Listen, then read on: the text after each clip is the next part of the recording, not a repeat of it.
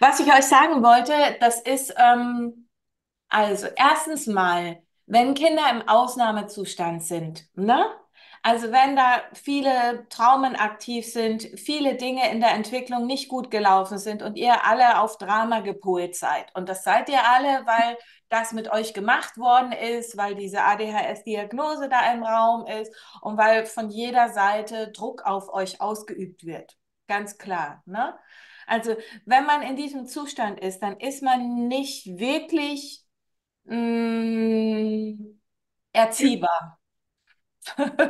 Also man ist so eher, wie soll ich sagen, man ist so eher ständig in der Defensive, im sich verteidigen, in irgendwelchen Abwehrreaktionen oder im Drama oder im sich verweigern. Also das sind aber alles eigentlich normale Reaktionen auf das, was mit ihnen gemacht wurde.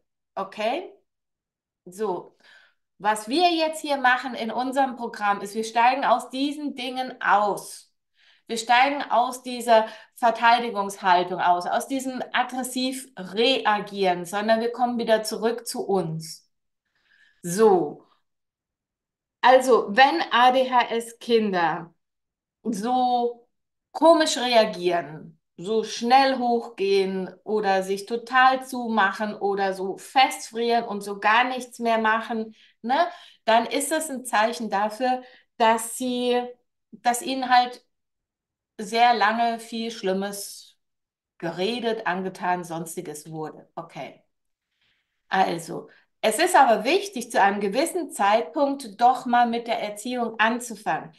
Also, warum die Kinder unerziehbar sind, ist, weil das und jenes mit ihnen gemacht wurde. Okay? Warum ihr so schnell auf der Lampe seid, ist, weil das und das mit euch gemacht wurde. Warum ihr euch so schnell auseinander explodiert, ist auch, weil das mit euch gemacht wurde, weil ihr sehr lange in dieser Situation seid und der Körper und das System das so versucht zu kompensieren. Aber wenn jetzt dann Ruhe ist in eurem System, dann ist es wichtig, dass dann Erziehung stattfindet. Was nicht heißt, dass ihr nicht vorher schon versucht habt, euer Kind zu erziehen. Es ist aber vorher nicht möglich gewesen, weil es halt ständig vor der Gefahr weggelaufen ist oder festgefroren ist oder verweigert hat oder sonstiges. Okay? Also das ist wichtig zu wissen. Manches Mal ist es so, dass nachdem ihr mit mir im Programm seid, dass erst dann eine Erziehung möglich ist. Was nicht heißt, dass ihr es nicht vorher versucht habt. Aber es hat halt nicht geklappt, ne? Weil das Kind war gar nicht ansprechbar. Es ist ja immer nur weggerannt vor der Gefahr oder vor irgendetwas. Okay? Also, bei manchen ist es so, dass nach dem Programm schon alles gut ist. Bei manchen ist es so, dass ich sie in den Boxring schicke und wie hat eine Lehrerin hat mal gesagt, okay, ich bin der Drill Master.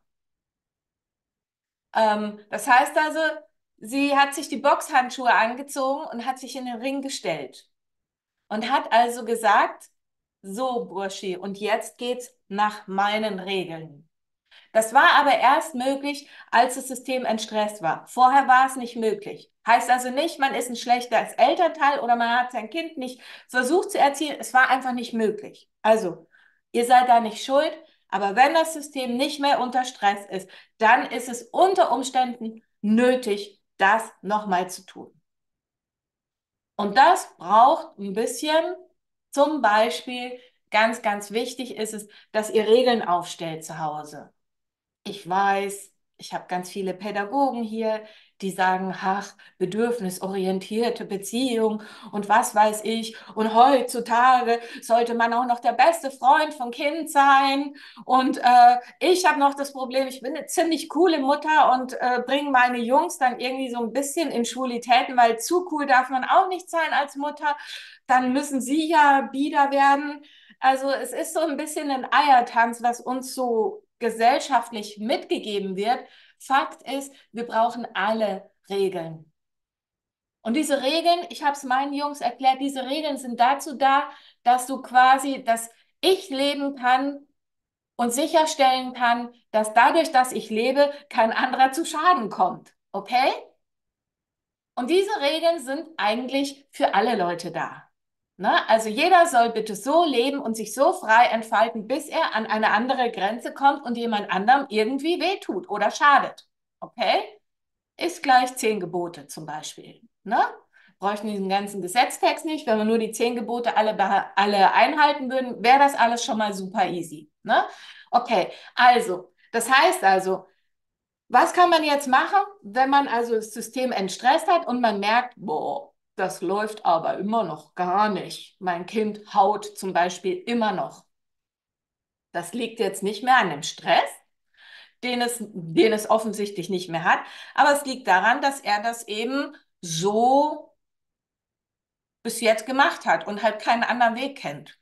Oder dass noch nichts passiert ist als entsprechende Reaktion auf dieses Verhalten. Mir hat mal ein Therapeut gesagt, ja, sind Sie doch froh, Ihr Kind hat jetzt ADHS. Sie haben die Generalentschuldigung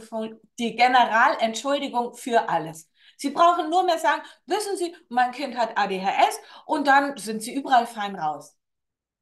Und da habe ich gesagt, hey, Moment mal, ne?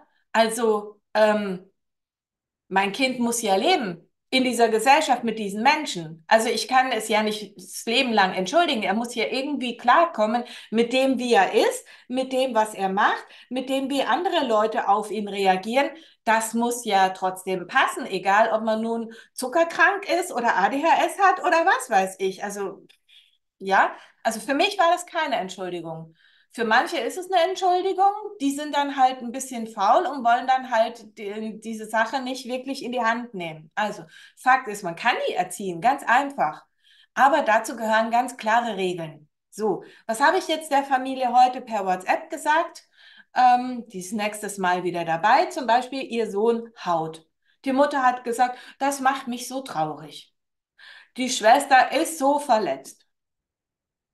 Interessiert es den Jungen, der haut? Nee. So, das heißt also, für alles, was ich tue, muss irgendeine Konsequenz erfolgen. Ist gleich irgendwie bestrafen, aber es sollte natürlich nicht sinnloses Bestrafen sein. Ne? Das heißt also, ich weiß, wie es ist, wenn es heißt immer, du musst eine Strafe finden, die zu diesem Zweck, die mit diesem Ding zu tun hat. Und ich weiß auch, wie das bei mir war. Mein Gott, war ich im Superstress. Immer eine Strafe zu finden für jeden Bockmist, den mein Sohn gebaut hat. Also man kann das ja auch genereller halten. Zum Beispiel, was habe ich ihr jetzt gesagt? Also ich habe ihr gesagt, zum Beispiel, jemanden anschreien kostet 2 Euro. Jemanden schlagen kostet 5 Euro. Schwierig machen, obwohl man es einmal erklärt hat und immer noch kostet vielleicht 50 Cent. Also man kann ja so Sachen splitten, also von der Gewichtigkeit, von der Schlimme her. Und das muss natürlich auch gelten für jeden von uns. Also auch was die Mama vollbringt. Weil wenn die Mama nämlich die ganze Zeit herumschreit, dann nervt das Kind das genauso. Dann muss die Mama auch Geld in den Topf werfen. Ne? Also bitte gleiches Recht für alle, dass sich jeder gesehen fühlt, dass sich jeder gewertschätzt fühlt und am besten entweder dieses Geld, wenn man jetzt zum Beispiel immer seinen Bruder schlägt, hab ich zum Beispiel gesagt, okay, 10 Euro vom Konto weg, wenn dein Bruder irgendwelche blauen Flecken hat oder was weiß ich, ist gleich Schmerzensgeld. Überweisen sofort. Fertig. So. Aber wenn es jetzt so die allgemeine Stimmung betrifft, dann einfach in das Sparschwein rein und dann machen wir was Schönes draus. Was hat das für einen Zweck? Wichtig ist, dass es Regeln sind, die relativ universell sind. Ich lese es euch mal vor. Also die für jeden gelten. Ich habe es jetzt nur einfach mal so im freien Flug für, äh, für, für wen habe ich es jetzt gemacht? Genau. Also hier zum Beispiel. Also sie hat dann gesagt, sie akzeptiert das nicht. Also ich akzeptiere das nicht, hat keine Konsequenz für das Kind. Ne? Wenn du Grenzen von anderen überschreitest und ihnen wehtust, dann muss daraus irgendetwas erfolgen und zwar gleich. Du kannst nicht sagen, ach, beim nächsten Wunsch, den kriegst du nicht oder dann darfst du in 2 Wochen nicht bei der Oma sein. Das ist zu weit weg. Das muss schon gleich etwas sein. Wir können nicht so lange warten. So, das heißt also, die Konsequenz sollte sofort erfolgen. Sie sollte irgendwie im Zusammenhang stehen. Also nicht warten, bis irgendwann mal ein Wunsch kommt und dann sagen, weil nämlich vor 2 Wochen hast du, das hat keinen Erziehungserfolg. Ne? Also er kommt nach Hause, er hat in der Schule Bockmist gebaut. Also eigentlich sollen die Probleme von der Schule in der Schule bleiben. Aber wenn deine Tochter sagt, mein Bruder hat mich in der Schule geschlagen, dann muss da etwas passieren. Ne? Klar, da kann man sich eine Strafen überlegen. Es müssen halt dann immer ein gleiches Konstrukt sein, also Regeln, die für alle gelten. Ne? Zum Beispiel, wenn ich meiner Schwester wehgetan habe, Schadensersatz an sie oder Schulranzen tragen oder ihre Wäsche waschen oder irgendetwas, was halt auch das versucht wieder gut zu machen, was man da angestellt hat. So, also was habe ich jetzt gesagt? Immer die gleiche Konsequenz. Alle, auch wenn Mama und Papa Schimpfwörter sagen, müssen die vielleicht auch 2 € in das Sparschwein reinwerfen, ne? Also jetzt habe ich gesagt, unfreundlich mit jemandem generell reden. 1 €. Also ist jetzt nur eine Idee von mir. Jemanden ignorieren, zum Beispiel summen und nicht hinhören und einfach weggehen. Also jemanden total auflaufen lassen. 2 €. Jemanden beleidigen. 5 €. Jemand mit Absicht ärgern, weil er langweilig ist oder wegen was auch immer. 5 €. Jemandem wehtun. 10 €. Rumschreien ohne Grund. 3 €. Rumschreien mit Grund. 1 €. Also ihr könnt da einfach frei sein. Und die Themen, die bei euch immer vorkommen, einfach in einen Vertrag packen, gültig für alle, für Mama, Papa, Kind 1, Kind 2 und dann einfach eine Strichliste machen. Ne? Das wäre jetzt das, was ich euch raten würde. Ähm, Es gibt dann auch Leute, die sagen, okay, mein Kind hat kein Taschengeld.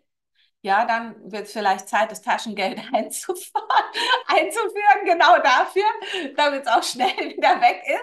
Ich bin teilweise mit meinem Kind zur Bank gegangen, habe 200 € abgehoben und die Bankschalterfrau hat gefragt, und wofür holst du denn das Geld, du hübscher Junge? Mhm. Dann habe ich gesagt, für die Tür, die er kaputt gemacht hat. Und dann habe ich gefragt, so, und wie viel Geld ist denn noch auf dem Konto drauf? Ach, das sind noch 2.000 € drauf. Na, Sven, kannst doch eine Menge Türen eintreten. Also es muss wirklich klar sein, hey, den Bockmist, den ich baue, den kann ich wieder korrigieren. Mit diesen Maßnahmen kann man das wieder korrigieren. Also die Schuld bleibt nicht auf jemanden, aber es hat einfach alles eine Konsequenz. Auch wenn du nett bist, hat das Konsequenzen. Ne? Also es ist nicht so, dass wir hier alle durch die Welt gehen können und dass das, was wir tun, keine Auswirkung auf irgendjemanden hat. Also, es kann sein, dass sich die Themen dann erledigen, weil so viel Entstressung im System ist. Es kann aber auch sein, dass nachher heißt so, oh, jetzt müssen wir aber noch mal einmal kurz einen Erziehungsauftrag führen, dann halt konsequent sein, was gut ist. Wenn du sagst, du musst nur mal auf den Zettel zeigen, den ihr alle unterschrieben habt, wenn du merkst, der holt aus, oder hier 2 € oder was weiß ich, das reicht schon. Und dann haben Sie noch mal die Möglichkeit einzuhalten, ohne dass man jetzt so, wo jeder denkt, boah, ne? Und man redet sich ja selbst auch in Rage. Also das hilft auch nichts. Einfach sich immer auf diese Regeln berufen. Hier die Regeln. Bist du sicher? Und dann kann man noch mal einlenken oder nicht. Es ist dann demjenigen seine Wahl. Und das ist einfach manchmal grausam. Und da bist du manchmal der Drill Master, ja. Und ich kann sagen, ich hatte das zum Beispiel auch jedes Mal in den Ferien, wenn meine Kinder wieder voll bei mir waren, ne? Dann musste ich so, wow, also 6 Wochen Sommerferien, das schaffen wir hier nicht, wenn ich hier nicht als Chef gelte, ne? Dann mussten wir einfach noch mal 2, 3 Tage. Ich habe dann immer gesagt, ihr braucht wohl wieder die A-Mama, ne? Müssen wir wieder ein bisschen Aufwärmarbeit machen, ne? das und das und das, die Regeln hier, erinnert ihr euch, wir haben das unterschrieben, ne? Also jetzt wird dran gehalten, ne? Und die Investition von 2, 3 Tagen hat aber gewährleistet, dass wir einen richtig geilen Urlaub hatten, ne? Entspannt und friedlich. Und dieses Konstrukt habe ich jetzt auch gemacht mit einer Familie aus dem System Reset, die das ganze Programm durchhaben. Und da war der eine Sohn, der war richtig, richtig schlimm. Der ist schon mal mit dem Messer auf seinen Bruder losgegangen. Ne? Und es hatte nie Konsequenzen, was der Junge getan hat. Und ich habe gesagt, schau mal zur Mama. Ich sag, du stehst da, dein einer Sohn schmeißt den anderen Sohn durchs ganze Zimmer und du tust nichts. Das ist dein fucking Job, hier aufzupassen, dass jeder unversehrt ist. Ja, aber er ist größer als ich. Dann habe ich gesagt, na, dann musst du dir was anderes überlegen. Ich zum Beispiel, ich habe die Türe aufgemacht, habe die Schuhe rausgeschmissen, habe das Kind rausgestellt und habe die Tür zugemacht. Ich sage, komm wieder, wenn du normal bist. Aber du musst in diesem Haus, in deinem Haus, musst du für Frieden sorgen. Das ist dein Job. Und du kannst dir nicht von deinem 11-jährigen Sohn auf der Nase rumtanzen lassen und zuschauen, wie dein anderes Kind malträtiert wird. Das geht nicht. Gut, das mit den Schuhen hat sich komisch für sie angefühlt. Das mit dem 10 Euro für jemand anderen demolieren hat sich besser für sie angefühlt. Und das machen sie jetzt. Und seitdem ist Ruhe in der Familie. Und selbst die Kinder haben gesagt, danke Mama, es ist so schön entspannt hier auf einmal. Wenn es nur das ist, ja, gute Sache, ne? Also, es muss Konsequenzen haben, was unsere Kinder an Bockmist vollbringen. Ich zum Beispiel, als ich meinem Sohn, ich wollte mal eine gute Mutter sein, da habe ich ihm kleine Cocktailtomänchen ins Pausending reingegeben, ins Pausenbrot. Und dann hat er angefangen, die Cocktailtomaten an die Hausmauer zu schmeißen von der Schule. Habe ich Info bekommen von der Schule und dann haben sie gesagt, der Sven, der hat das gemacht. Und dann sage ich, und was habe ich jetzt damit zu tun? Es ist die Schule. Was wollen Sie jetzt dagegen tun? Ja, nichts. Hausmeisterdienst. Dann habe ich gesagt, ja, aber er mag doch den Hausmeisterdienst.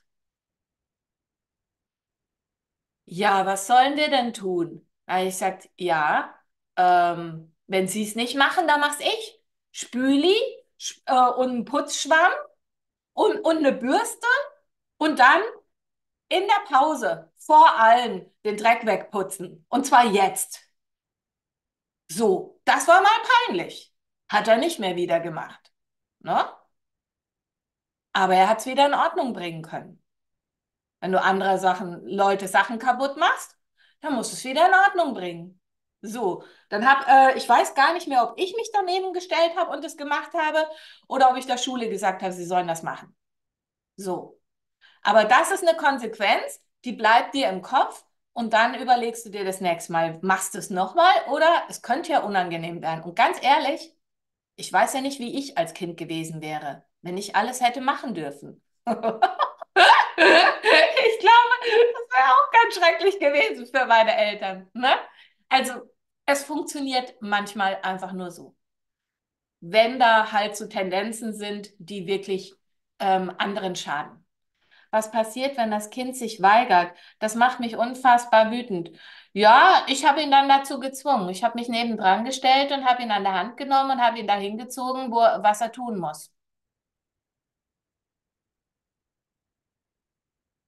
Geht nicht mehr lange. Je größer sie sind, desto schlimmer. Also irgendwann, ja, das ist natürlich blöd, wenn sie dann größer sind. Dann hat sich's bei mir gerade erledigt gehabt. Aber es gibt immer irgendwas. Also ich hatte zum Beispiel mein einer Sohn, ich habe keine Ahnung, wie der auf das Klo gepinkelt hat. Also der hat gepinkelt und das ganze Klo war dreckig. Also überall. Ich habe es mal gehört und dann bin ich da rein und ich weiß gar nicht, wie der das gemacht hat. Hat er das auf die Entfernung versucht zu zielen oder so? Ich weiß es nicht. Ich habe auf jeden Fall geglaubt, jetzt reicht's, ne? Na, ich sag so, Burschi, wenn du das nochmal machst, dann haben wir ein Problem. Hat nichts geholfen. Er sagt, und du putzt es sauber. Der hat das geputzt, aber es war natürlich nicht sauber. Und dann beim dritten Mal habe ich gesagt, so, Ich putze das und dich kostet das 10 € Putzdienst. Mach's nochmal, kein Problem. Ich kriege jedes Mal 10 € dafür, dass ich das mache. Ist kein Problem, aber so weiß ich, dass es sauber ist und du überlegst dir, ob du das nochmal machst. Problem war erledigt. Ne? Aber da muss man halt einfach ein bisschen kreativ sein und man kann da sogar auch Spaß haben dabei.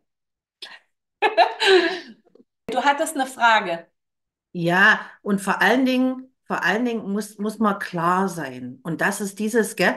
Und das ist das, was mich ja auch so jahrelang so Nervenstress gekostet hat.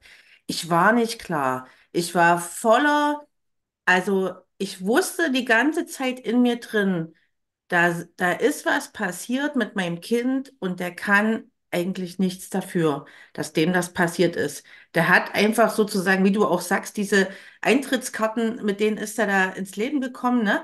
Und das war natürlich dann auch in mir, waren dann auch natürlich auch, ja, ich hatte auch Schuldgefühle, wie so viele Mütter oder ja, also oft sind es die Mütter, die das so haben, ne? Oder auch viel bei sich gucken. Ähm, und ja, natürlich, wir geben ja auch diese Cocktails weiter, sage ich jetzt mal. Ja, das hat schon viel mit uns zu tun, aber eben auch sozusagen auch die Umstände, die eben durch uns dann in das Kind gehen. Also so, ne, dieser Cocktail. Ja, da sind ja Ja, trotzdem die anderen dran beteiligt. ja, Aber wirklich dieses, ne, da kommt ja dann kommt auch Mutterrolle und sowas, was da alles noch dazu kommt, auch in Gesellschaft und so weiter.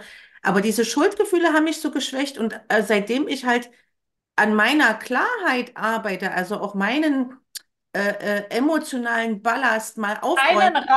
deinen Raum einnimmst, deine Genau, ja, Position wahrnimmst, deine ja, Grenzen steckst und sagst, so weit und ja, so weit nicht. genau, Das weiß dein Kind dann einzuhalten und ja. vorher weiß er es nicht. Genau. Aber früher, also, ne, also bevor ich diese Klarheit nicht hatte und das, was du jetzt sagst, ne, und der immer nur hyperventiliert, ne, und immer wieder, und es war noch mehr Drama, noch mehr Stress und es kam einfach nicht an. Und dann war das nur immer, und ich habe mich immer beschissener gefühlt, weil ich einfach immer nur, also es war einfach nur eklig. Es war auch nur noch so ein, ich wollte es durchdrücken, aber aus keiner Klarheit heraus, aus keiner klaren Führung. Und ja, ich bin auch so Pädagogen geschädigt. Aber, ne, und jetzt aber mit einer Klarheit, jetzt kommt was an.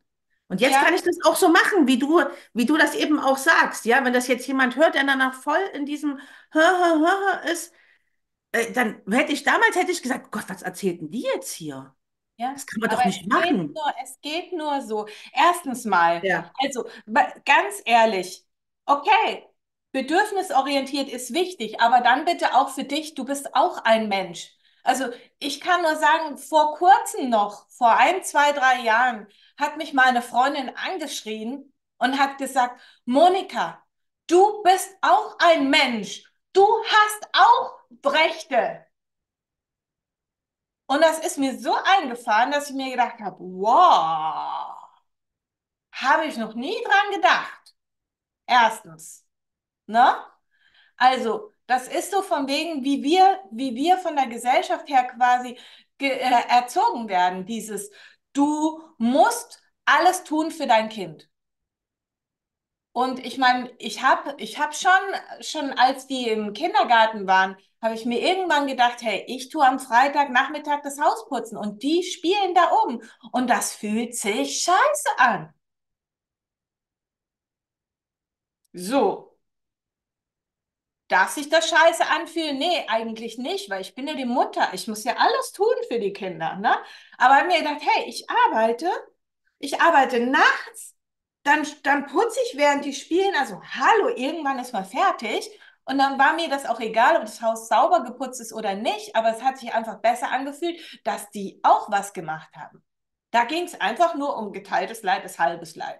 Da war nicht mehr wichtig, dass das Haus sauber ist, sondern einfach, hey, ihr macht auch euren Teil dazu. Ne?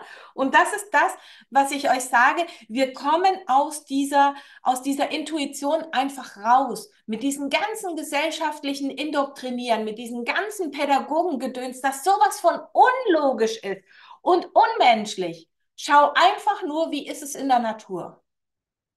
Hm.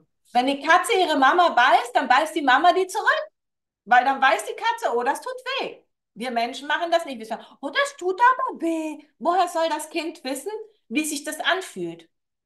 Aber ich hau doch mein Kind nicht, wenn mein Kind mich haut. Natürlich. Das muss Hm. doch, es muss doch spüren, was es tut. Schau mal, du bist jetzt, du bist jetzt der Elternteil, okay? Dein Job ist es, sicherzustellen, dass dein Kind da draußen keinen Schaden erleidet. Okay? Wenn dein Kind dich haut, wird es andere da draußen auch hauen, ja oder nein? Und wie ist der Schaden bei den anderen da draußen, die das Kind nicht lieben? Was wird dann passieren? Also ich habe meiner Tochter gestern gesagt, wenn sie noch einmal haut, ich pack sie, ich steck sie ins Auto, wir fahren zur Polizei und die soll denen erklären, also die Polizei Polizei soll ihr nimmt sie erklären, nicht. nee, doch, pass auf. Die sollen ja erklären, was eine, weil es wird in der Schule wird ja nicht erklärt, was Körperverletzung ist, was ich darf und was ich nicht darf. Die sollen ihr erklären, was für eine Konsequenz. Jetzt stell dir vor, wir treffen uns auf der Straße, Monika, und du kommst mir blöd, weil ich einfach heute einen schlechten Tag habe und auf einmal, egal ob jetzt Mann oder Frau, wir sind zwei Ja, Menschen, wir nicht Geschlechter, weil sonst ja. heißt wieder der Mann haut die Frau. Darum geht's nicht, sondern einfach gleich als Mensch. Und ich würde dir einfach, weil ich so schlechten Tag habe, eine reinhauen. Holger, Was ist die ganz einfach. Konsequenz für mich? Ja, aber du bist Und hier im Kopf. Sie ich weiß doch weiß, gar nicht, sie weiß doch gar nicht, dass es dir weh tut. Sie hat es doch, vielleicht sie auch weiß gar noch es. nicht gefühlt. Doch, sie Jetzt weiß kriegt sie es. auch Ich mal meine, sie ein. muss dann, pass auf, am Wochenende durften alle, die komplette Familie, ohne WLAN auskommen, weil sich meine Tochter entschieden hat, den Dreck, den sie im Wohnzimmer verteilt hat, nicht aufzuräumen. Sie hatte 60 Minuten Zeit, sie hat es nicht gemacht, dann wurde das WLAN für die ganze Familie ausgestellt, das ganze Oh, Wochenende. das ist aber auch gemein. Na, du, ganz ehrlich, sie ist schuld, dass die Familie kein WLAN hat. Fertig. Und Und? es ist nicht um Schuldzuweisung, sondern sie hat die freie Entscheidung gehabt, Ja, aber damit sie, alle anderen leiden dafür. für die anderen war es gar nicht so schlimm. Also, ich sag dir es ganz einfach. Dieses Erklären ist nicht das Fühlen, okay? Also, also ich habe es ja auch versucht, okay? Ich war ja auch so. Mir haben die ganzen Pädagogen gesagt, hey, Frau Föhner, warum erklären Sie die ganze Zeit, warum Ihr Kind was tun muss? Und da habe ich gesagt, weil als ich Kind war, habe ich überhaupt gar nicht eingesehen, warum ich etwas tun soll, wenn ich nicht verstehe, wozu. Und sorry, so habe ich auch meinen Job als Direktionsassistentin gemacht und ich habe meinen Chef gefragt, tell me why. Tell me what for. Und dann war der Job genau perfekt gemacht. Okay? Also ich kann nicht anders, nur einfach befehlen und das muss gehorchen, das geht bei mir nicht. Das ist die eine Sache. Aber die andere Sache ist, viele Kinder wissen nicht, wie es sich anfühlt, wenn sie XY machen. Und dann müssen sie das einfach mal fühlen. Und dann können Sie entscheiden, wie sich das anfühlt. Also, Sie werden nur einmal auf die Herdplatte fassen. Das zweite Mal nicht freiwillig. Mit Kneifen Richtig? können Sie es vielleicht fünfmal haben, je nachdem, wie fest Sie kneifen. Weißt du, was ich meine? Also, das ist dieses Nonverbale, dieses Erklären ist manchmal hören die Kinder nur 3 bis 5 Wörter und dann schalten die eh ab. Genau, deswegen habe ich sie auch dieses Wochenende durchziehen lassen. Sie wird, und ich glaube, beim nächsten Mal kann sie es wieder machen. Und ich habe gesagt, das nächste Mal werden alle anderen ihre Alexas weiter benutzen dürfen und Korrekt, können, du nicht. korrekt. Aber, Das ist eine aber Konsequenz, genau. Aber du kannst es tun, indem du aufräumst. Und auch das Hauen, weil ich natürlich, sie ist die Größere und körperlich den anderen beiden überlegen. Wenn ich jetzt Lust habe, natürlich verliert sie immer gegen mich, ohne Frage, aber das möchte ich ja nicht. Ich möchte sie ja nicht mit dem, ich sag mal, körperlichen unterjochen, sondern eher mit dem, dass sie versteht, was das ist, dass es halt nicht das Richtige ist, weil Ja, jetzt nochmal hier, ganz einfach. Also, ein krasses Beispiel, okay? Meine Söhne haben irgendwelche Motherfucker Rap-Songs gehört, die unter aller Kanone waren. Okay? Es war mhm. mir furchtbar peinlich, dass die Jungs diese Musik hören, dass sie laut hören, dass sie sie auf der Straße hören, vor der Haustüre, dass alle Nachbarn hören, ich ficke deine Mutter und was weiß ich alles, ja? So, ich habe mir das angeguckt ein paar Wochen, habe an sie rangeredet, natürlich ist nichts passiert. Ich habe auf Amazon eine Playlist gemacht, auf den Laptop gezogen, habe mir die Texte angeguckt, habe sie ausgedruckt. Und als meine Jungs mit dem Fahrrad gekommen sind, habe ich sie empfangen mit der Musik, laut gröhlend. Ich habe mitgegrölt vor der Haustüre.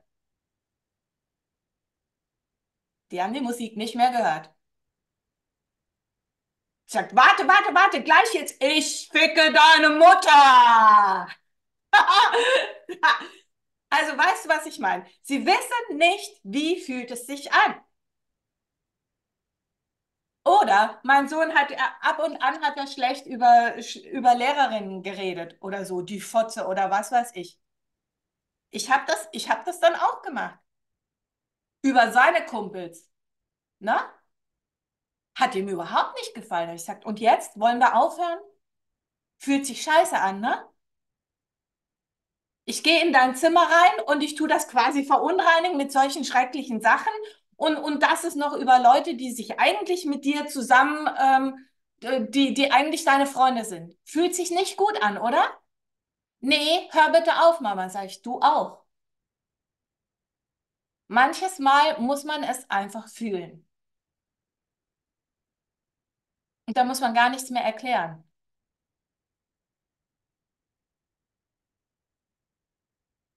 Und eben diese quasi Bestrafung muss einfach nur für sie sein. Ne? Also es muss für sie Konsequenzen haben, unangenehme Konsequenzen, die damit zusammenhören. Also jetzt aufräumen würde ich jetzt nicht unbedingt mit der Alexa machen. Aufräumen wäre, dass sie halt dann irgendwie mal eine Woche lang das Haus aufräumen muss für alle. Das macht sie Oder, nicht. oder Das ein, zwei ist, Tage.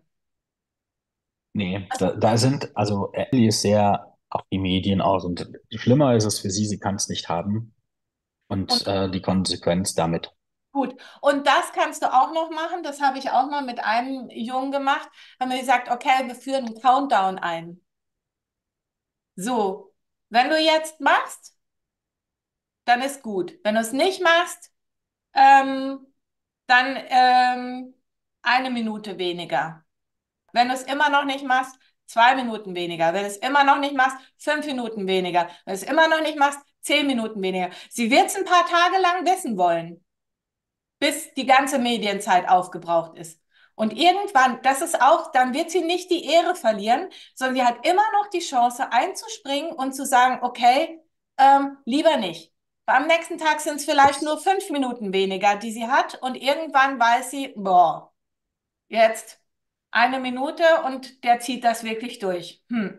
Okay, und dann ist es gut. Weißt du, was ich meine?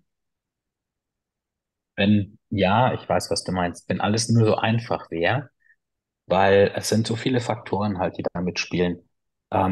Ich bin den ganzen Tag in der Arbeit, meine Frau ist daheim. Das heißt, es sind noch zwei weitere Kinder da. Und dann fängst du halt an und, weil ich sag mal, sie ist natürlich für ihr Alter groß, kräftig, die hat die Überhand über die anderen beiden, die unterdrückt die, wo es nur geht, wenn, um ihren Willen durchzukriegen. Solange ich da bin, kann ich mich da vorstellen. Meine Frau stellt sich davor.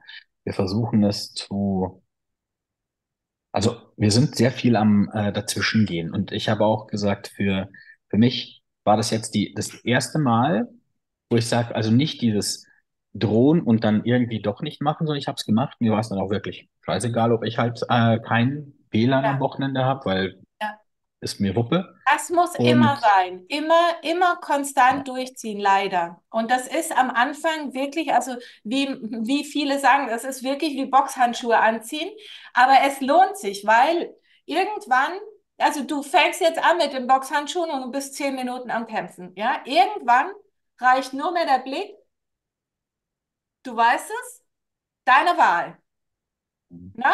Und dann hat sie immer noch die Möglichkeit zu sagen, ja, okay, mache ich nicht mehr oder ich will es wieder wissen. Aber es sollte einfach immer klar sein, deswegen ihr seid leider später gekommen, Familienregeln, gleiche Strafe für alle von der Familie, einen Katalog aufstellen Schlagen kostet 10 Euro vom Konto, an den der geschlagen wurde. Wo herumschreien kostet 2 Euro oder kostet Spülmaschine ausräumen oder whatever.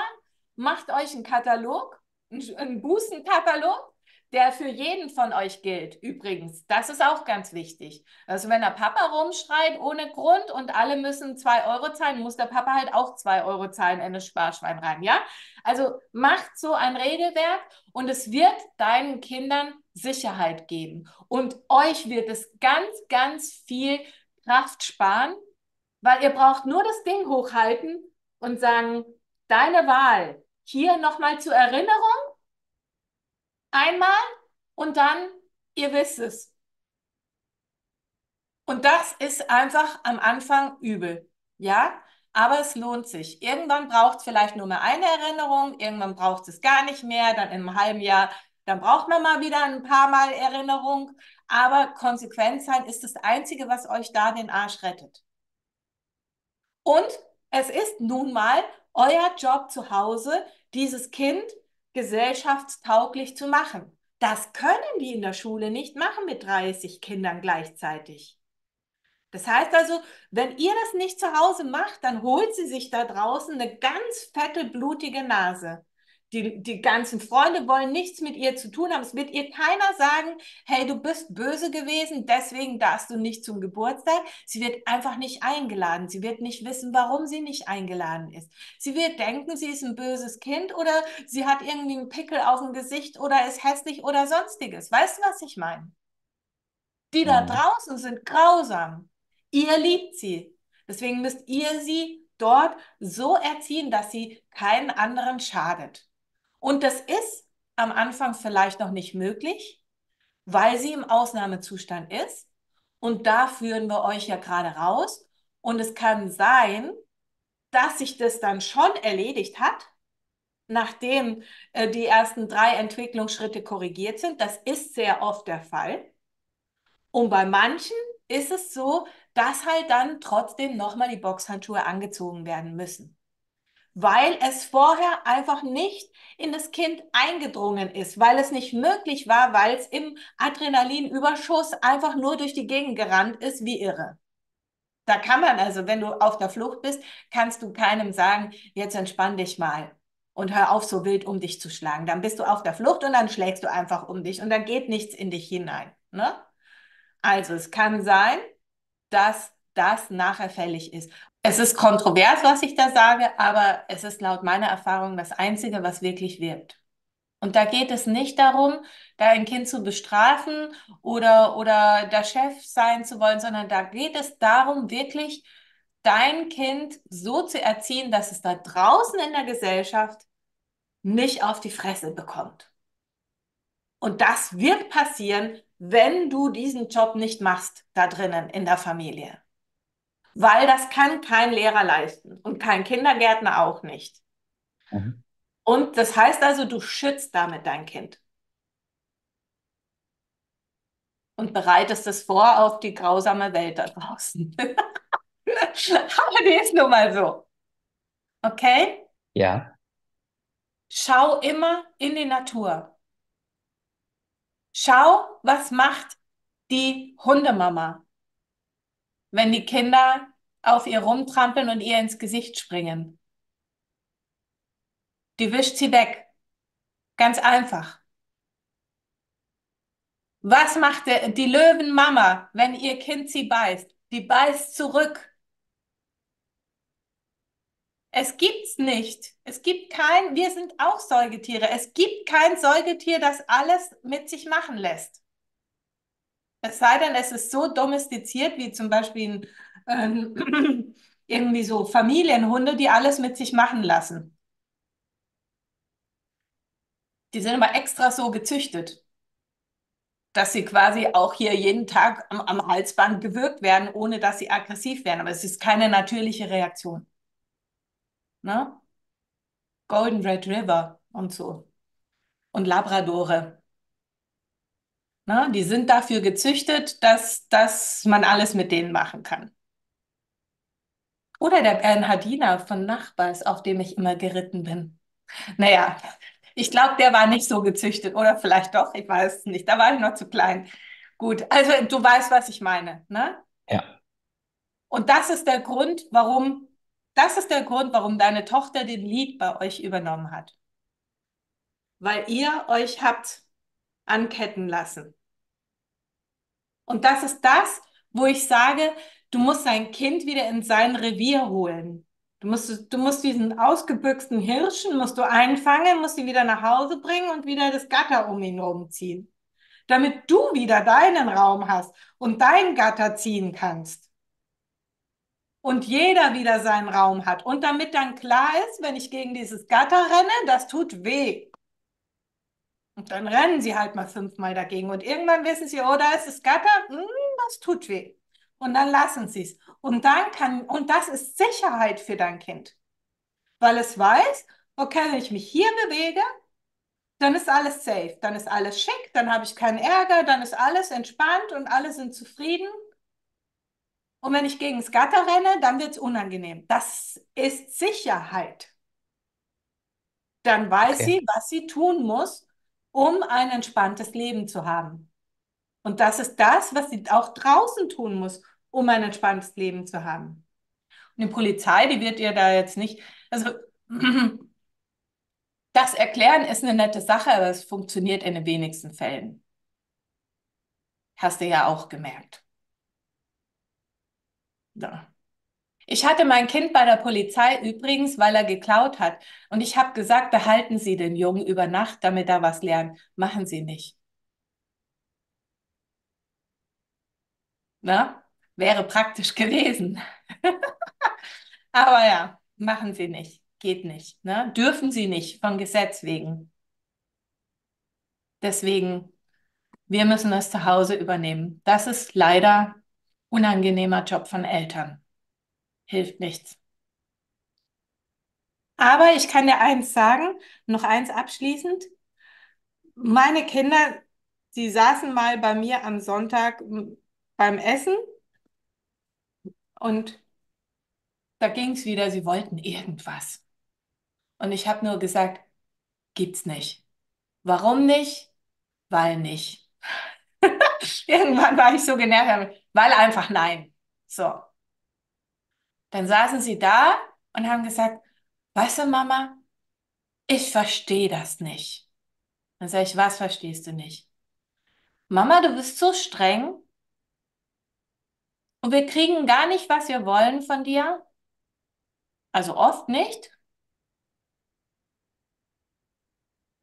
Und trotzdem sind wir fröhlicher und entspannter und es geht uns besser, wenn wir bei dir sind, wie wenn wir mit dem Papa sind, wo wir doch alles kriegen.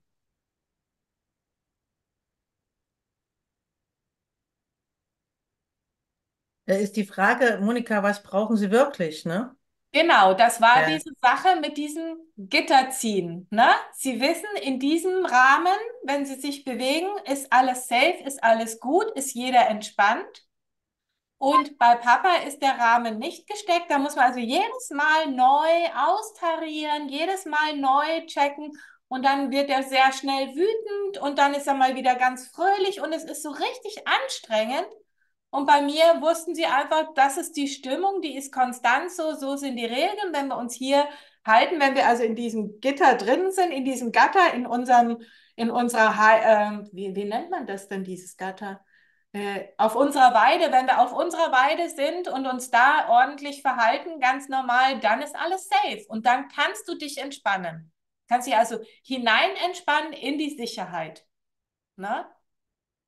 Und das ist eben das, was wir jetzt zu Hause vielleicht machen müssen. Bei manchen ist es so, dass sie da halt mal kurz intervenieren müssen. Ist eine Sache von 1, 2 Wochen maximal, wenn es einfach konstant durchgezogen wird. Und ich kann das sagen, ich habe das teilweise jede Ferien gemacht. Einmal mussten es 3 Tage sein, in den nächsten Ferien waren es nur mehr ein Tag.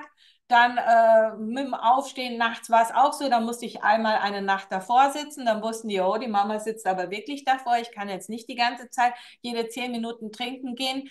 Und dann war es wieder klar. Also die Erinnerung wird immer kürzer und irgendwann braucht ihr es nicht mehr. Und irgendwann braucht ihr es halt wieder, dann gibt es halt eine kleine Erinnerung. Aber das Invest steht in keiner Relation zu dem, was ihr gewinnt. Für alle. Sicherheit, Frieden, Regeln, Entspannung für jeden. Und dass das Kind draußen safe ist. Okay? Das war jetzt ein riesenlanges Plädoyer. War jetzt eigentlich nicht geplant, aber aus gegebenem Anlass, weil ich jetzt diese Instruktion eben an eine gegeben habe aus dem Programm auch, wo das Kind gehauen hat, habe ich mir gedacht, lasse ich euch das wissen. Ihr müsst jetzt nicht anfangen, unter Umständen, wenn ihr noch nicht angefangen habt mit dem Stressschutz, aber es kann einfach passieren und das ist das, was dann zu tun ist. Und das tut ihr für euer Kind und auch für euch, weil dann habt nämlich auch wieder ihr euren Bereich. Und es wildert nicht mehr jeder in dem Bereich von jemand anderem herum. Und Kinder übernehmen diesen Bereich von den Eltern, der Bestimmer, nur, wenn er nicht besetzt ist. Sonst könnten sie sich diese Rolle nicht schnappen. Ne? Und das mag gewesen sein, aber das kann man ja jetzt korrigieren. Dazu sind wir ja hier. Okay? Ja, wir haben ja zweimal die Hausaufgabe gemacht. Genau. Okay. Heute war schon so, oh, ich will nicht, ich habe keine Lust. Aber ja. Minute. Die Minute will er nicht. Mhm. Also das Verweigern ist schon oft so. Dann sagst du, gut, dann mach's für mich, aber doppelt so lang. Und dann schnurre dabei und sag, oh, wie schön und bitte noch ein bisschen und bitte noch ein bisschen. Und dann denkt er sich, vielleicht, vielleicht will ich das auch. Ja. Ne? Weil nämlich ja, macht er es bei dir überhaupt? Ja. Hat er gestern und heute gemacht. Also ich musste zwar, weiß ich nicht, 3, 4, 5 Mal sagen, aber Ja, ja, genau. Also in der Regel gefällt es ihm. Habt ihr schon eine entsprechende Musik gefunden? Du kannst ihm sagen, du kannst auch eine andere Musik haben. Such dir doch mal eine Musik aus, die dir gefällt dazu. stimmt, das haben wir noch nicht gemacht. Genau. Genau. Ja, Und dann, wenn das Spray da ist, dann ist es auch noch schön. Und dann macht das wie eine Art Wellness. Ne? Also ich würde jetzt zum Beispiel auf dem Sofa einen so einen Ort haben, wo ich die Musik habe, auf dem ausrangierten Handy oder so, wo die Kopfhörer schon parat sind, wo eine Kuscheldecke ist, einfach richtig Wellness. Und ihn fragen, also du musst ihm immer eine Auswahl stellen. Nicht, wir machen das jetzt, sondern wann hättest du es lieber? In der Früh, nach dem Aufstehen, mittags, wenn du von der Schule kommst oder abends. So. okay. Darf er da wählen? Dann fühlt er sich schon mal mächtig, dass er mitbestimmt darf. Welche Musik hättest du gerne? Ne? Und dann kommt die Frage gar nicht, dass er es nicht will. Mhm. Und jetzt soll er es, versuch's mal so rum, weil es ist wirklich Ja, Magic. Ne? Und aber überreizt es nicht, weil wenn wirklich schlimme Zeiten sind, dann wäre das etwas, worauf du zurückgreifen kannst und was du dann halt dreimal so lang machen kannst oder so für ihn, damit er runterkommt. Ne? Also ich ja. würde es erstmal versuchen mit dem Schnurren und würde dann sagen, ja, und morgen machst du es wieder so lang mit mir, ne? Und so, und dann würde ich ihn fragen, und wann magst du es morgen machen? Magst du es lieber in der Früh, mittags oder abends? Also ich Mhm. habe mir gedacht, vielleicht vor dem Essen oder vielleicht nach dem Essen. Nach dem Essen wäre auch schön, ne? Ja, Dann ihn einfach fragen. ja, stimmt. Und dann kommt kein Nein, sondern dann kommt nur, wann halt am besten. Ne? Mhm. Mhm. Gut. Und sobald ihr mit der ersten Übung angefangen habt, dann gibst du mir Bescheid mit Foto und dann checke ich, wie weit ihr gekommen seid, okay? Ja. Dir ging es mal ein bisschen schlecht, hat die Anke gesagt, nach dem ersten Reflex. Hat das was mit dem Reflex zu tun gehabt, dass dir schlecht gegangen ist? Nee, allgemein ist also der Zustand von mir gerade wegen chaotisch. Aber nur ein wenig. Also, Also ich fühle mich gerade so, gerade frisch Kind entbunden hätte und so eine wie heißt das, postnatale Depression hätte. So in die Richtung geht es gerade so ein bisschen. okay, das kann natürlich sein, dass du, und das habe ich jetzt auch bei der, wie heißt sie denn, beobachtet, dass quasi, ja, das ist also jetzt, wenn man total im Survival-Modus ist, ne, wo ihr ja viele seid, ne, also im Überlebensmodus, ne, dass man quasi, dass quasi der Stress das ist, was euch am Laufen hält. Das ist quasi das, was den Motor am Laufen hält, ne? Und wenn wir jetzt den Motor, den Sprit rausnehmen, dann, dann läuft das Auto nicht mehr so rund, ne? Das ist so wie den Stecker aus der Badewanne gezogen. Also, das heißt, der Stress ist jetzt weg Hm. und jetzt läuft die Kiste nicht mehr so schnell wie vorher. Also ich fühle mich zurzeit gestresster als normal. Es kann aber auch an der Arbeit liegen. Ne? Kann auch an der Arbeit liegen, ja. Das ist halt zurzeit der Faktor, der gerade so mächtig über einen drüber hängt. Das andere ist schon besser, aber mh, ja, das macht alles zurzeit nicht harmonisch. Das ist alles so, wie gesagt, wie du schon sagst, es hüpfelt alles so. Das ist so Ja. unruhig alles, ne? Was kann da jetzt passiert sein? Moment. Was ihr vielleicht auch erkennt. Ähm, Also, und der FLR ist das, was so dieser Todstellreflex ist, ne? Wenn der Säbelzahntiger kommt und einen aufessen will, dann, ja, dann macht man erstmal, ja, ist man reflexmäßig erstmal unbeweglich. Okay. Ähm, das ist, das ist, also wenn der nicht integriert ist, dann kann das sein, dass rationales Denken oftmals schwer fällt.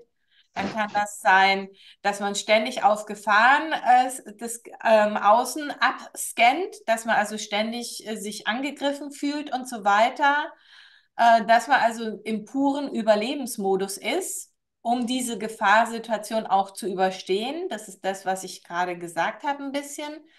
Es kann sein, dass man eben, ja, dass das Immunsystem nicht so gut arbeitet, weil man ja ständig im erhöhten Blutdruck ist, weil man ständig ja quasi das Stressschutzgedächtnis hat man ständig aktiv. Also es steigt ja immer schneller ein auf den Stress, genauso wie es so ein Schmerzschutzgedächtnis gibt. Dass wir also seelisch, körperlich ständig in Kampf- oder Fluchtbereitschaft oder in Alarmbereitschaft sind. Ne? Wenn der erste Reflex nicht integriert ist, dann kann das sein, dass man Trennungsängste hat, Schulängste, dass man Gefühle nicht gut zeigen kann oder drüber reden kann, dass man supersensibel ist, dass man sehr, sehr wenig Stress aushält, dass man immer noch so festfriert, in der Schockstarre bleibt, wenn irgendwas ist. Ja, und auch Probleme mit dem Gleichgewicht hat. Das hatten wir, glaube ich, das letzte Mal, ne? Und beim Moro, da wäre es jetzt eben seelische Themen, die damit zusammenhängen, ist auch dieses vor Schreck gelähmt sein, ohnmächtig sein, Angststörung, das Leben als schwer empfinden, hilflos vor lauter Wut zu sein, sich ständig Sorgen machen, sich auf das Leben nicht einlassen können, Gutes nicht wahrnehmen können, fehlendes Selbstbewusstsein, Mutlosigkeit, fehlende Selbstsicherheit, irgendwie nichts gebacken kriegen, im gleichen Muster gefangen sein, manche Situationen total überzogen reagieren mit Kampf und Aggression. Ja, solche Dinge wären jetzt beim Moro-Reflex. Also wenn ihr so einen Reflex bearbeitet habt, dann kann es sein, dass es sofort besser ist. Es kann aber auch sein, dass es erstmal ein bisschen schlechter wird. Es kann bis zu drei bis 5 Tage dauern, dass es erstmal umkippt in die andere Seite, also erstmal so eine Art Erstverschlimmerung hat, weil das muss man sich so vorstellen, dass da ein Generalputz gemacht wird. Ne? Da wird erstmal alles neu sortiert im Körper, in der Seele, im Geist und alles. Da müssen ein paar Nervenbahnen gezogen werden und so weiter. Und es kann erstmal kippen auch ins andere Extrem. Dass man quasi das, was ich jetzt vorgelesen habe, deutlicher empfindet als vorher.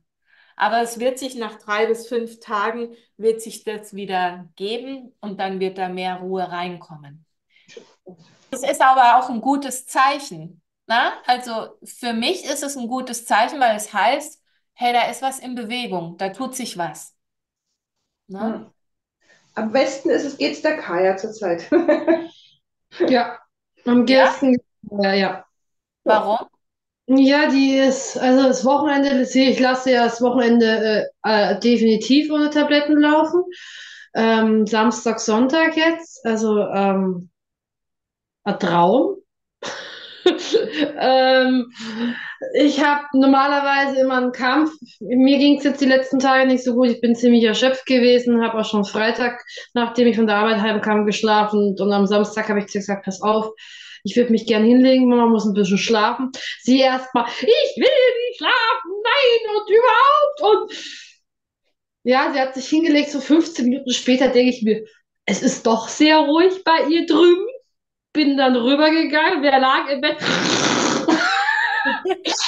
Die hat dann auch fast 2 Stunden, 2,5 Stunden gepennt und Mhm. auch danach ohne Probleme ins Bett gegangen. Ähm, Ich muss Sachen nur noch maximal dreimal sagen, bis es macht. Das Mhm. ist das, sonst waren es immer 5 bis 10 Mal so ungefähr. Sie ist schon wesentlich entspannter, sie ist nicht mehr so überdreht. Auch heute, als sie nach der Schule heimkam, wir waren noch Schuhe einkaufen und im Schwimmbad. War echt gechillt. Also, sie war zwar wieder wegen laut, aber sonst war sie. Aber jetzt nicht verweigern, ne? Sie warten nicht verweigert. Ich habe zu ihr gesagt, pass auf, wenn du jetzt nicht mit uns Schuhe einkaufen gehst, dann können wir nicht zur Überraschung gehen. Sie wollte dann wissen, was die Überraschung ist und dann hat sie auch gut mitgemacht. Normalerweise ist es so gewesen, dass sie dann immer genervt hat, was es jetzt ist und sich aufgeführt hat, ich will das jetzt haben und ich will. Nö, das ging heute eigentlich ganz gut. Mhm. Ja, Ja. sehr schön. Okay. Einzige, was noch immer schlecht ist, ist meins und deins. Alles, was meins ist, ist auch ihrs. Und wenn sie was von mir nimmt, darfst du es grundsätzlich behalten. Ja gut, dann musst du es andersrum machen. Dann nimmst du dir ihre Sachen. Genauso wie sie es mit deinem macht. Ja, stimmt, auf die Idee bin ich noch gar nicht gekommen. Ja, Ja. Und zwar richtig schön offensiv. Und das richtig fett übertreiben. Ja. Und so lange, bis sie dich anfleht, dass du das doch bitte unterlassen sollst. Und dann sagst du, "Oh, wieso? Ich finde dein Barbie so toll. Ich will damit auch spielen und so. Und bis sie dann sagt, Mama, hör jetzt bitte auf, dann sagst du, ich höre auf, du hörst auf, Deal? Ja. Was ich auch festgestellt habe, ist, Lesen klappt jetzt besser. Sie liest jetzt schon vereinzelt, jetzt nicht mehr Buchstabe für Buchstabe, sondern tatsächlich mal Wörter. Es ist zwar noch sehr langsam, aber es klappt. Es Feier war sie dann dafür. wieder 2, mit den Hausaufgaben. Aber ich habe zu ihr gesagt, wenn du dich jetzt weiter aufführst, ist okay. Nach dem Schreiben wollte sie dann, haben wir ihr Matheheft gesucht, das sie in ihrem Zimmer verteilt hat. Und sie hat dann gesagt, hab ich gesagt, gut, dann müssen wir aufräumen, um es zu finden. Habe ich gesagt, wie machen wir es? Hat sie gesagt, du machst eine Seite, ich mache eine Seite. Sie hat eingeteilt, wohlgemerkt. Sie hat in der Mitte die Linie gezogen. Mama, du machst die Seite beim Bett, ich die andere. Ja, ich war halt schneller und dann ging das Gezicke los. Dann habe ich zu ihr gesagt, ich muss mir das nicht anhören. Wenn du zu zweiter zickst, gehe ich, dann machst du es aber auch dann nachher alleine die Hausaufgaben. Sie hat dann alleine die Hausaufgaben gemacht, weil Mama gesagt hat, sie macht nicht mehr mit, wenn sie dauernd angeschrien wird. So, seht ihr, konsequent sein lohnt sich. Und das Schöne ist eben, wie ich es euch auch gesagt habe, sie hat eine Wahl, okay? Das ist mit diesem Bestrafen auch eine Sache.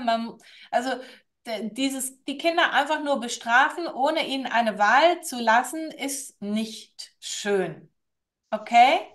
Also deswegen, also klar, es gibt Sachen, die sind undiskutabel. Wenn du jemanden verletzt, das geht nicht. Ne? Da kann man auch nicht anzählen. Aber andere Sachen, da kann man schon noch sagen, hey du, also wenn jetzt dann, jetzt sind es 1 Minute weniger und jetzt sind es dann 3 Minuten weniger und wie lange willst du noch? Na, mir persönlich ist es egal. Ähm, Einfach den Kindern eine Wahl lassen, damit sie ihr Gesicht auch nicht verlieren und trotzdem halt das mitbestimmen dürfen. Ne? Sie sind nicht nur unsere Sklaven. Dazu sind sie nicht auf die Welt gekommen, dass sie Sklaven sind. Ne? Und wenn sie aber das Gefühl haben, sie müssen absolut gehorchen und sind die absoluten Sklaven, dann bocken sie und das zu Recht. Ja. Also deswegen hast du es gut gemacht, ne? Und du hättest auch das nächste Mal sagen können, weißt du, ich muss schlafen. Wenn du nicht schlafen willst, dann spiel bitte leise.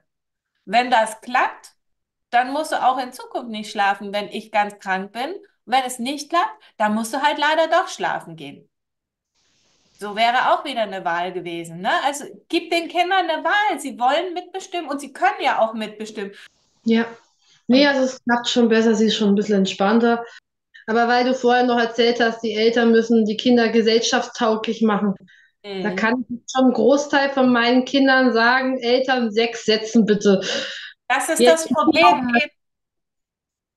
ich habe jetzt den Jahrgang 2020, der jetzt so 3, 4 wird. Die kannst du alle in der Pfeife rauchen. Die dürfen alles, die können nichts und die müssen nichts. Und Ja, wollen alles. und das ist, weil die Eltern, warum ist das Angst? Wenn das Kind sagt, ich will, dann kriege ich das auch. Ich habe Ja, ein Kind in der Gruppe, die wird jetzt im Juni 4, das Mädchen, die hat mich allen Ernstes zu unserer Praktikantin im Weihnachten gesagt, wenn ich mich auf deinen Schoß setzen will, dann darf ich das. Aber ich sage jetzt, pass mal auf, dein Wille endet da, wo die Freiheit des anderen beginnt. Also nichts genau. da. Richtig. Genau, aber das ist halt eben, das ist das, was auch schon war, als meine Kinder vor 15 Jahren im Kindergarten waren, ne?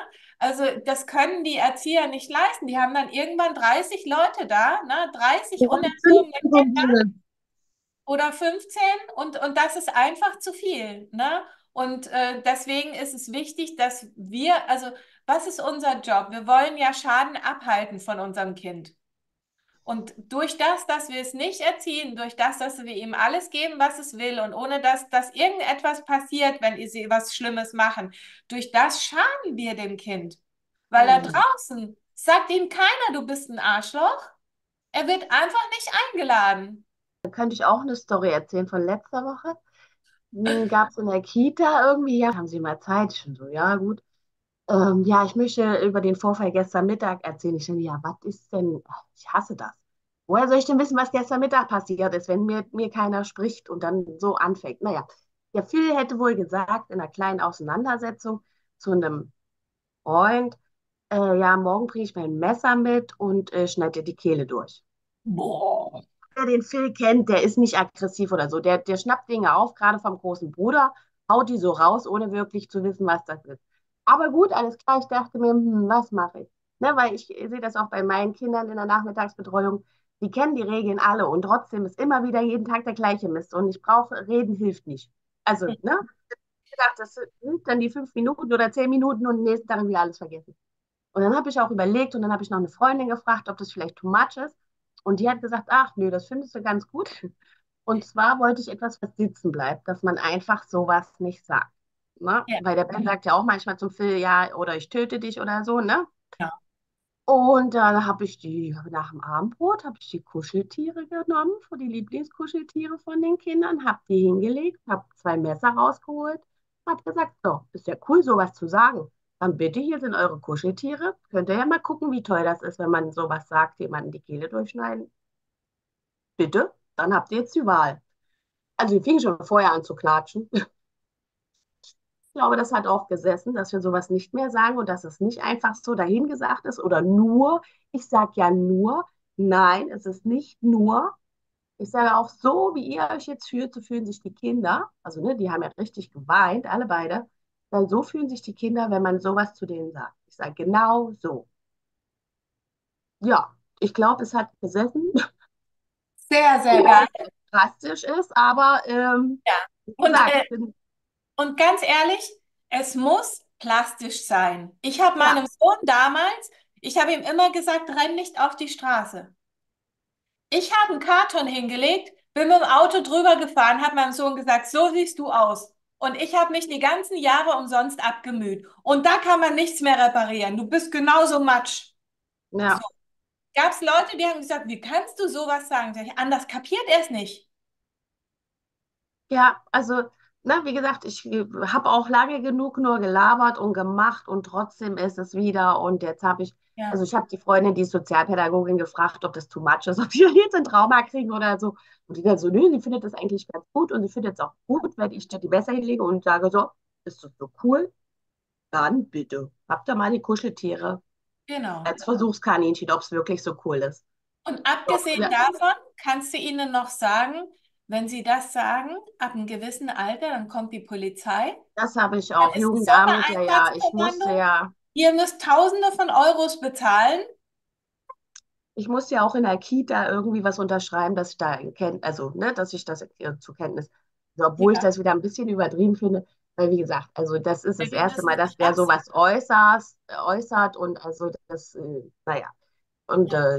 die fragten dann halt, welchen Zusammenhang das haben könnte. Ein Film oder so geguckt. Ich so, nee, Medienzeit gibt es bei uns in der Woche nicht.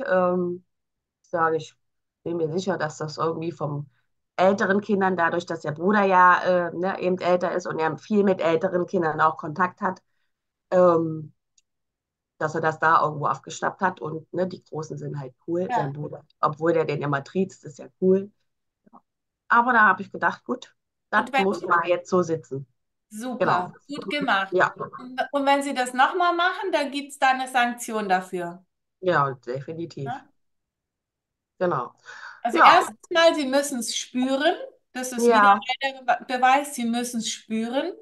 Und dann ist die Chance gut, dass sie es aufhören. Aber wenn sie es nicht spüren, können wir reden so viel, wie wir wollen. Und genau. wenn nichts passiert danach, dann können wir auch so viel reden, wie wir wollen. Ne? Richtig. Genau. Also der Phil hat, wie gesagt, also ich glaube auch nicht, dass er überhaupt gecheckt hat, was er da erzählt hat, aber ja, Und weißt du, das Schöne dabei ist, wenn wir, also wenn, das ist nämlich auch diese Kontroverse zu dem, was uns beigebracht wird. Das Schöne dabei ist, wenn wir unseren Raum wahren, wenn wir für uns einstehen, die Kinder lernen ja nicht durch das, was wir sagen. Die Kinder nee, lernen durch die das, was sehen. wir tun. Hm, Also erst, wenn wir für uns einstehen, dann dürfen die auch für sich einstehen. Sonst würden wir ihnen ja beibringen, dass sie sich aufopfern müssen für alle anderen, ja, weil wir nur eine gute Mutter sein wollen. Aber wir wollen keine Männer produzieren, die sich aufgeben für andere. Das ist kein Mann und das ist keine Frau, die eine Familie erzieht. Jemand, der sich total aufgibt und sich auffressen lässt von allen. Also deswegen dieses Bild, was uns als Müttern eindoktriniert wird, von wegen, ihr müsst alles tun und immer und jederzeit und nichts wollen und am besten erst was wollen, wenn alle Kinder aus dem Haus sind und wenn der Sargdeckel schon fast auf ist. Das ist falsch. Das ist, so erzieht man keine Kinder, weil wir wollen solche Kinder nicht. Wir nehmen das für uns an und sagen, ja, so ist das Leben nun mal, aber für unsere Kinder wollen wir das nicht. Also müssen wir bei uns anfangen. ja, Auch wenn wir dann in den Augen von manchen eine egoistische Mutter sind. Aber dadurch erlauben wir erstmal, dass unsere Kinder auch für sich sorgen und für ja, sich einstehen und sagen, hey, das machst du nicht mit mir. Und das wollen wir doch für sie. ja, Also müssen wir es für uns definitiv. machen. Ja, Ja, gut. so ist das. Da haben wir heute ganz schön viel Erziehungsgedöns gemacht und gar nicht unser Programm. Aber ja, hat es noch irgendeine Frage von irgendjemandem? Ähm, genau, weil du jetzt sagst, also ich habe ja hier wirklich, ich sitze ja gerade da und denke so, oh mein Gott. Also so, weißt, was du jetzt gerade gesagt hast, ne, so mit diesem, wenn man da selber so im Opfer, da sind ja bei mir auch so einige Jalousien runtergegangen, weil eben gerade mein Kind so, oder weil eben gerade so viele Arschengel um mich rum waren, die mir dann gezeigt haben, hey, jetzt muss mal hier was anderes passieren, ne? So. Ja. Und genau.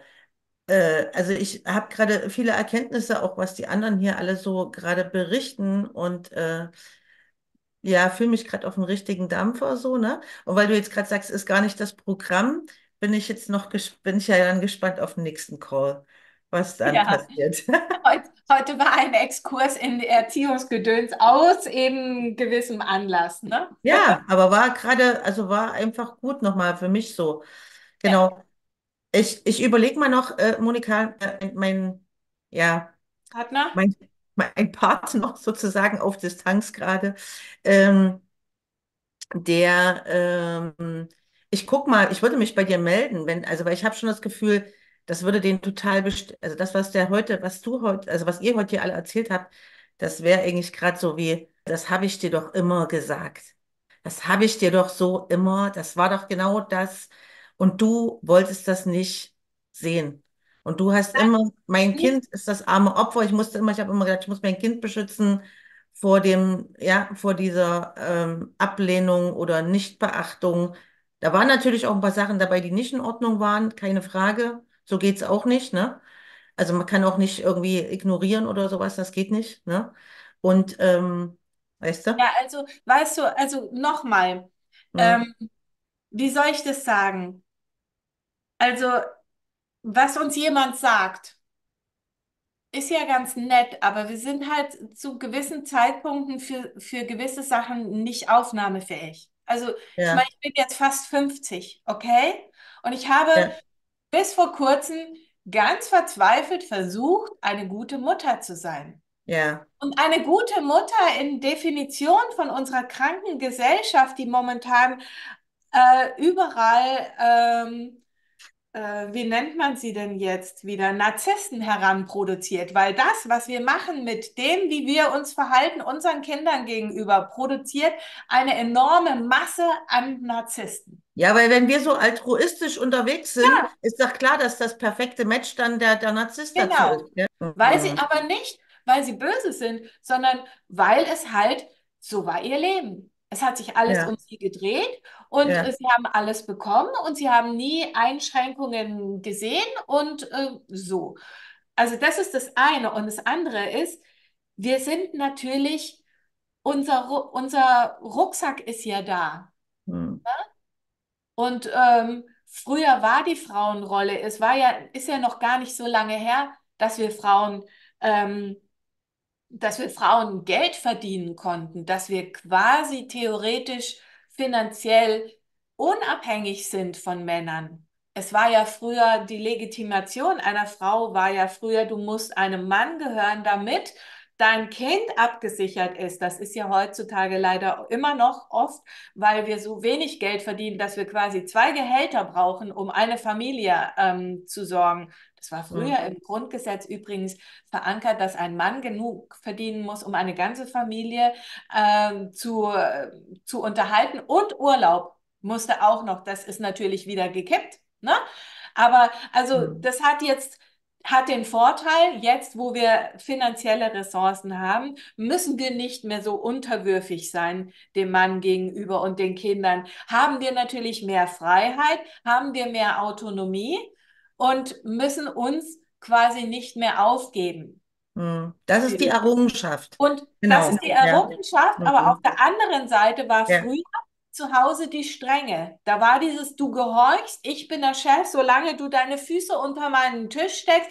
Das war aber die Regel. Und also das eine war die Rolle als Frau, dass sie quasi ihr Recht jetzt aufstehen muss. Und genau, und der Gesellschaft genügen, die uns quasi suggeriert, was hat eine gute Frau zu sein. Ne?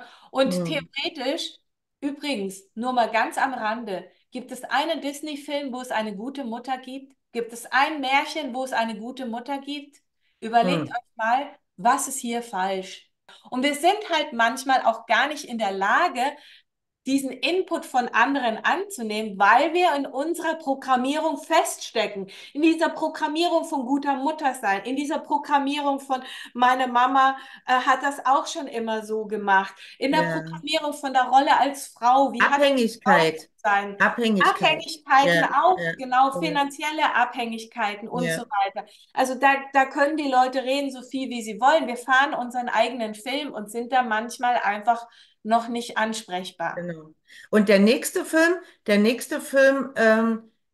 also der bei mir auch immer mal gut, kann auch mal ablaufen oder den ich auch kenne, ist ja dann sozusagen dieses andere Extrem. So, dann brauche ich jetzt überhaupt keinen Typen mehr. Irgendwie, das mache ich jetzt alles alleine. Und ich schaffe das auch alles und ich beweise hier mal, dass ich das sowieso auch ohne kann. Das ist ja dann wieder die nächste Geschichte, die man dann einspielt, Genau. ne? Der man auch auf den Leim gehen kann. Und am Ende, wie du das reingestellt hast hier in diesen In der in die Facebook-Gruppe. Gruppe, genau mit dem, ne? Und am Ende kollabierst du nämlich als Frau, weil eine Frau ist kein Mann, ne? Also da ist auch wieder die Natur, ne? Ja, Und aber klar, Mann ist auch nicht die Lösung. Ein Mann ist auch keine Frau. Also nee, man braucht für ein Kind nicht nur eine Bezugsperson. ja, Es gab es noch nie in unserer Gesellschaft, dass wir Frauen so einsam, so isoliert, hm, so eingesperrt sind und so ohne irgendein Netzwerk. Das gab es noch nie. echt krass, Ich ne? weiß Ja. es noch.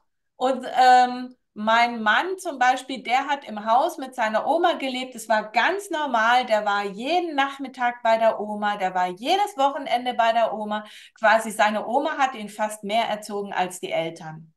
Hm, Ne? Und das ist überall so. Die Omas haben gekocht und so weiter und so fort. Heutzutage müssen die Omas arbeiten. Die hm, können gar nicht helfen, ja, auch ja. wenn sie wollten.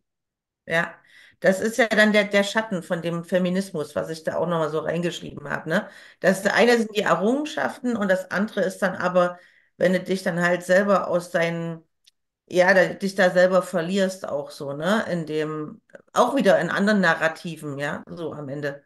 Genau. Und deswegen ist es so wichtig, dass ihr zu euch kommt, dass ihr in Mhm. eure Intuition kommt, dass ihr in euer Spüren kommt und einfach sagt, so, das fühlt sich nicht gut an. Ja, Und ich weiß, ich entscheide richtig, ich weiß, ich fühle richtig und ich gehe jetzt all diesen Programmierungen nicht mehr auf den Leim. Ich sehe da den Zusammenhang, ich sehe da den Zusammenhang, ich bin jetzt bereit für die Veränderung hier. Das kommt aber aus euch raus. Das sage ich euch nicht.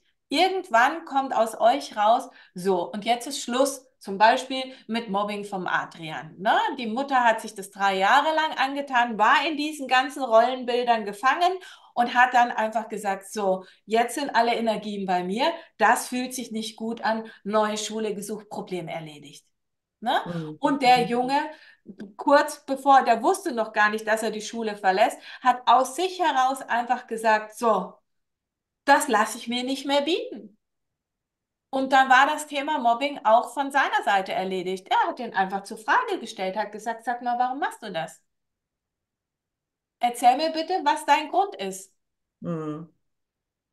Und für den anderen, für das Gegenüber, ne, für den, der vielleicht vorher gemobbt hat, der hat dann halt gespürt, ne, ah ja, okay, warte mal, mit dem ist jetzt auch irgendwas anders. Ich Wird kann das mit dem unangenehm. nicht mehr machen, ne? Ja, Ja, ja, wird ja, unangenehm jetzt, wenn er mich jedes Mal fragt und ich weiß nicht, was ich sagen soll. So,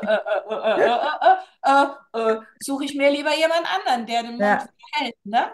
hm, Aber das ist halt nur möglich, wenn du wieder bei dir ankommst, wenn du aus ja, diesen ganzen Kampfgebieten da draußen aussteigst, wenn dieser Stress nicht mehr auf dich einwirkt und du in deinem hm. zentralen Nervensystem darunter gefahren bist. Ah, Gott sei Das Dank. ist unser Ja, Plan. ja, sehr guter Plan.